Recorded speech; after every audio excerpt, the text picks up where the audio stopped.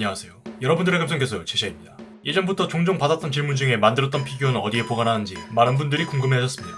일단 바로 결론부터 말하자면 더 이상 제 방에 보관할 곳이 없어서 요즘 들어 참 많이 고민했습니다. 그래서 말인데 제 방에 오래된 작품들 대상으로 요즘 유행하는 오징어 게임을 시켜보는 게 어떨까 싶네요. 그러니 오늘은 평소 쓰던 가면이 아니라 오늘의 주제와 맞게 게임을 관리하는 병정의 가면을 써야겠죠.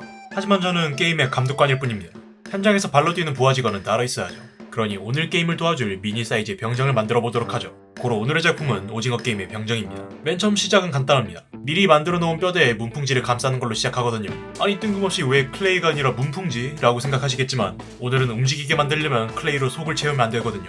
물론 얼굴은 예외로 클레이로 만들어줍니다. 앞면에 동그랗게 붙이고 난 뒤에 개미 머리 같은 느낌의 모양이 나도록 선들을 붙여줍니다. 그리고 가면에 뽕뽕 구멍이 뚫린 텍스처를 표현하기 위해 이렇게 도구로 열심히 찔러주고 그 위에 병정의 마크인 동그라미를 그려줍니다. 그리고 마크 이외의 부분들은 검은색으로 칠해서 얼굴을 마무리합니다. 여기까지 다 됐다면 이제 장갑도 해줘야죠. 장갑은 손가락 뼈대마다 클레이를 최대한 얇게 발라서 모양을 잡아줍니다. 그리고 발목부터 발까지 클레이를 덮어주기만 하면 오늘 클레이 분량은 여기서 끝입니다. 왜냐면 오늘 클레이보다 천을 많이 쓸 거거든요. 그 뜻은 오늘은 제가 옷을 직접 재단을 해야 한다는 뜻입니다. 하지만 괜찮아요. 나중에 써먹으려고 미싱 공방에서 기술을 배웠거든요. 그리고 오늘이 바로 그날이고 말이죠. 맨 처음에는 각 부위별로 치수를 댄 다음에 부위에 맞게 도안을 그려줍니다. 그럼 도안을 그릴 동안 잠깐 설명을 드리자면 오징어 게임의 병정들이 입고 있는 옷은 점프스투 계열의 의상으로 상하이 구분 없이 전체가 한 벌입니다. 그렇다고 그럼 그냥 통으로 천 잘라서 쓰면 되겠네 개꿀 이런 생각을 하시면 안 됩니다. 점프스투라고 해도 도안에서는 명백하게 상하이가 구분되니까 이 점 꼭 기억해서 만들면 됩니다.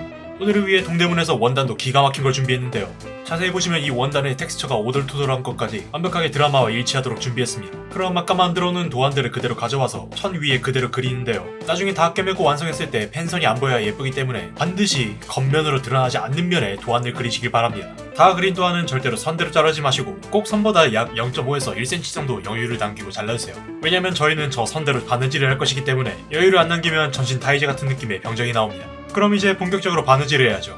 맨 처음에는 바지를 만들 건데요. 바지는 좌우로 2장, 앞뒷면으로 2쌍씩 해서 총 4개의 면으로 되어 있습니다. 이 4장을 이렇게 한 줄로 이어붙인 다음에 이후에 다루기 쉽도록 한번 다림질 해줍니다. 앞으로 이렇게 꿰매고 다리고 꿰매고 다리고를 반복하니 이후에 나오는 다림질 과정은 특별한 게 아니면 생략하도록 하겠습니다. 일단 바지 밑단과 허리는 한번 접어서 잘 다려주고 바지 밑단은 접은 대로 한번 미싱질을 합니다. 그리고 상의도 미싱질을 하는데요. 여기서 소매는 나중에 할 것이기 때문에 소매를 제외한 상체를 꿰매 조끼 같은 형태로 만들어줍니다. 아까 얘기했다시피 이 옷은 점프스투 계열이기 때문에 미리 만들었던 하의와 같이 이어붙여주는데 미싱질을 할 때 위아래가 분리된 채로 하면 이상한 방향으로 천이 둘러붙기 때문에 시침핀으로 고정시킨 채 미싱질을 하는 게 좋습니다. 상하의는 잠깐 옆으로 치워두고 소매를 만들 차례인데요. 소매는 우리가 알고 있는 후드티와 똑같은데요. 먼저 손목에 단단히 고정시켜줄 수 있게 소매뿌리를 만들어주는데 제가 멍청하게 이걸 손목에 낀 채로 만들어야 한다는 사실을 까먹었어요. 여튼 이건 어떻게든 손목에 끼워넣고 제가 다른 손목은 어떻게 만드는지 보여드리죠. 이 작은 천은 손목에 감은 채로 손바느질로 꿰맨 뒤 이걸 그대로 바늘 접어줍니다. 그리고 소매와 소매뿌리가 연결되는 부분은 한번 접어서 다려준 다음에 아까 만든 소매뿌리에 잘 이어줍니다.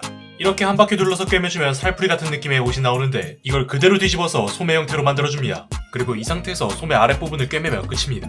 여기서부터는 미싱질이 아니라 손바느질로 대부분 다 합니다. 저희 집 미싱기가 구려서 자꾸 실이 엉겨서 걸리는 게 차라리 손으로 하는 게 더 편한 것 같은데다가 이런 입체로 된 부분은 미싱질로 접합하는 게 불가능하거든요. 아까 하다 말았던 다리도 소매 만드는 방법과 똑같습니다. 다리도 역시 소매처럼 소매뿌리부터 만들어주는데 참만 여기 다리는 소매라고 명칭하진 않잖아요.